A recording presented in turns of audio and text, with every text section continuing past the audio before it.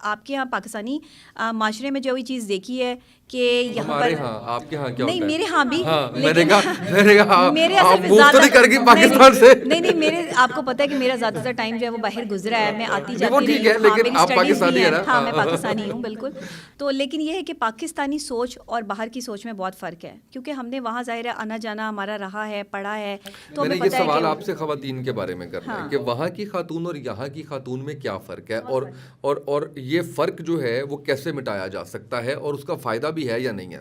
دیکھیے ایک پڑھی لکھی باشعور عورت جو ہے نا, ایک لبرل سوچ کے ساتھ اگر ہو تو وہاں پر اس کے لیے کافی مشکلات آ سکتی ہیں. ایک پڑھی لکھی باشعور عورت اگر کردار کے ساتھ ہو تو اس کے لیے بڑی آسانی پیدا ہو سکتی ہے.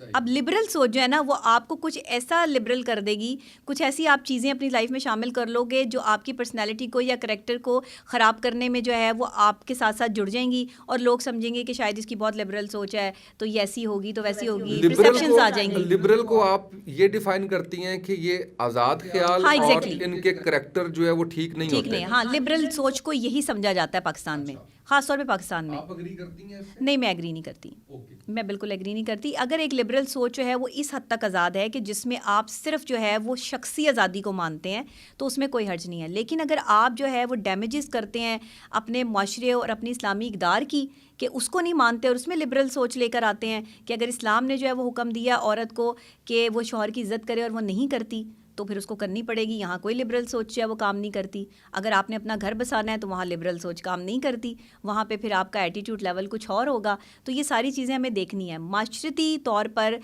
جو پاکستانی عورت ہے اس پہ ذمہ داری زیادہ ہے, باہر کی عورت پہ لائبلٹیز نہیں ہے اتنی, کیونکہ اس نے پورے خاندان کو ساتھ لے کے نہیں چلنا. باہر کی عورت نے جب شادی کرنی ہے تو اس نے لڑکا دیکھنا ہے, اس کی عادات دیکھنی ہے, اگر وہ کمپیٹیبل ہیں 6 مہینے انہوں نے اکٹھے جو ہے وہ دکھانے ہیں گزارنے ہیں, اس کے بعد اگر وہ ایک دوسرے کے لیے نہیں صحیح ہیں تو انہوں نے الگ ہو جانا ہے.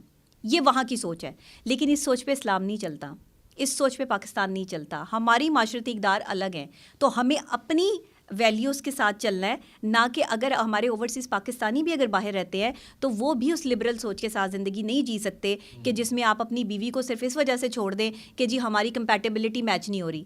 15 سال بعد جا کے پتہ لگ رہا ہے کہ جی ہم ایک دوسرے کے لیے کمپیٹیبل نہیں ہیں. تو کہتے ہیں گزارا کرتے رہے اتنا عرصہ, لیکن کیوں کرتے رہے, کوشش کرتے رہے. ٹھیک آپ کو کرنے کی لگتا ہے کوشش کہ کیوں نہیں اگر کی؟ آپ کو سمجھ نہیں آ رہی تو 15 سال تک ویٹ نہیں کرنا, کتنی دیر تک ویٹ کرنا چاہیے؟ دیکھیں کم سے کم بھی جو ہے نا وہ سال 2 سال بعد جو ہے وہ جا کے آپ کو پتہ چل جاتا ہے کہ آپ اس شخص کے ساتھ رہ سکتے ہیں یا نہیں رہ سکتے.